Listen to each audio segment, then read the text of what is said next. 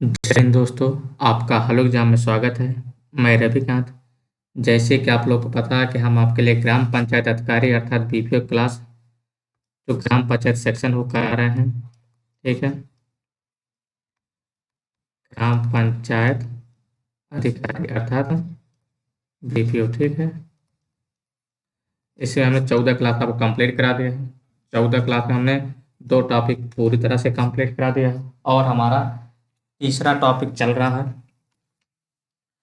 ठीक, तीसरा टॉपिक क्या है, चल रहा है, जिसमें हमने तीसरा टॉपिक भी लगभग लगभग ऑलमोस्ट खत्म कर दिए हैं। तीसरा टॉपिक आज कौन सा लेक्चर होगा हमारा, चौथा लेक्चर होगा। उसके बाद 2 लेक्चर और होंगे, 2 या 3, उसके बाद ये खत्म हो जाएगा।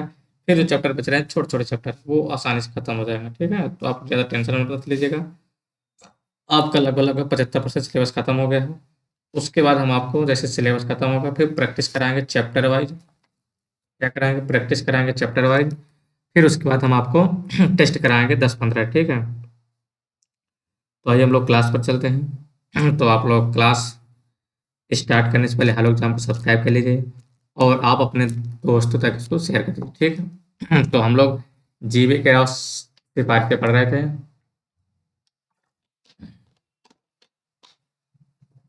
हम लोग सॉरी, जीवी के राव समिति की सिफारिश से पढ़ रहे थे। तो उसको थोड़ा पढ़े थे, अब उसी को हम लोग कंटिन्यू कर रहे हैं। ठीक, तो अब आप लोग को इसकी सिफारिशें देख लेते हैं क्या क्या है जीवी के राव के। तो इसकी जो मेन सिफारिशें क्या है, जिला परिषद क्या है,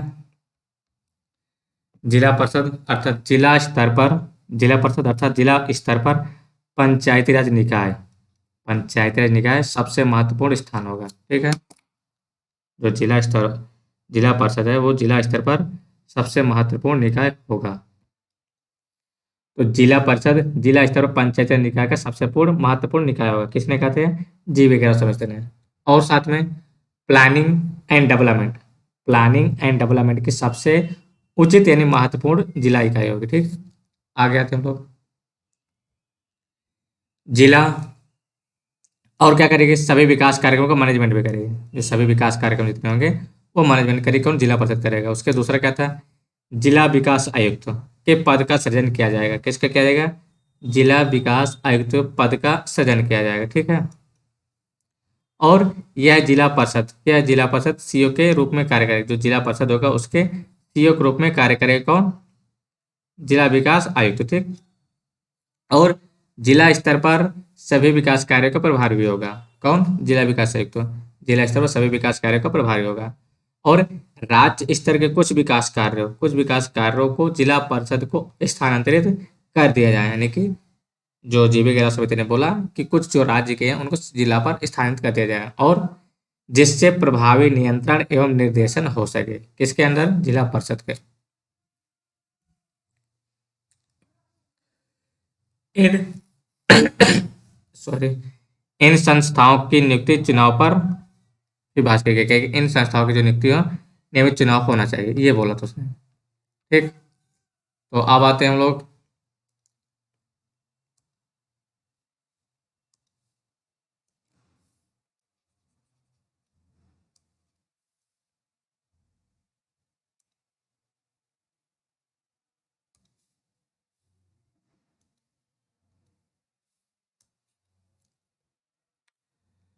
फिर कुछ लोग नोट में कुछ डाल के लिख लीजिए। नोट में क्या लिखा हुआ है, तो नोट में आपके इस प्रकार जीवी के राव समिति ने अपनी सिफारिशों में जिला परिषद को महत्वपूर्ण स्थान दिया। किसको दिया महत्वपूर्ण स्थान, जिला परिषद को महत्वपूर्ण स्थान दिया। कौन, जीवी के राव ने। ठीक है, और महत्वपूर्ण स्थान तो दिया जिला परिषद के साथ, लोकतांत्रिक विकेंद्रीकरण है तो सबसे महत्वपूर्ण संस्था इसको माना। किसको, जिला परिषद को। यानी कि डेमोक्रेटिक डिसेंट्रलाइजेशन के सबसे महत्वपूर्ण संस्था जिला परिषद को माना।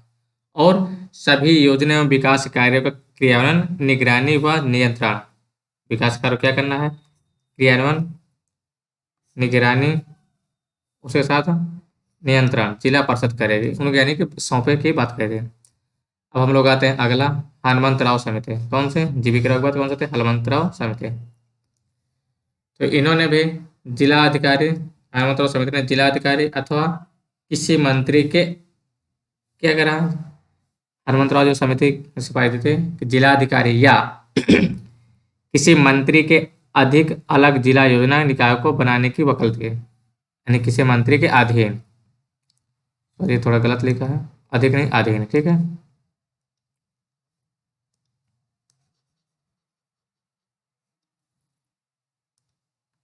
किसी मंत्री के क्या कहना, अधीन, ठीक,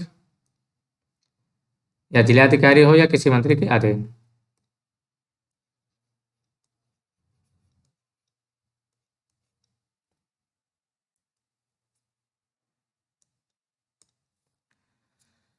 क्या जिलाधिकारी तो किसी मंत्री के अधीन अलग जिला योजना निकाय को बनाने की वकालत की थी, कौन, हनुमंत राय। और अतः हनुमंत राव समिति और जीबीके राव समिति दोनों लगभग लगभग अलग हैं, क्योंकि इन्होंने मंत्री या तो जिलाधिकारी के, उन्होंने जिला परिषद को महत्व दिया था। हनुमंत राव समिति ने जिला अधिकारी की लोकतांत्रिक विकेंद्रीकरण की सबसे महत्वपूर्ण भूमिका स्वीकार की, जो कि जीबीके राव ने इसकी जिला परिषद की स्वीकार की थी, ठीक, दोनों में यही अंतर है। समिति ने जिला स्तर पर सभी विकासात्मक एवं आयोजना आती है, ठीक है, गतिविधियों के जिलाधिकारी को समन्वयक बनाने की घोषणा की। और जिलाधिकारी की बात की उन्होंने, जीबीके राव ने जिला परिषद को, ठीक है। बलवंत राय मेहता, अशोक मेहता, जीबीके राव मेहता एवं प्रशासनिक सुधार आयोग एवं हनुमंत राय, ये सभी किसके हैं, पंचायतों में जिला अधिकारी को महत्वपूर्ण भूमिका दी है, ठीक है। जीबीके राव थोड़ा जिला परिषद को दिया है। अब आते हम लोग एलएम सिंघवी, यानी कि लक्ष्मी विमल सिंघवी समिति, एलएम सिंघवी शॉर्ट फॉर्म से बोलते हैं, क्या बोलते हैं, एलएम सिंघवी, ठीक। तो लोकतंत्र व विकास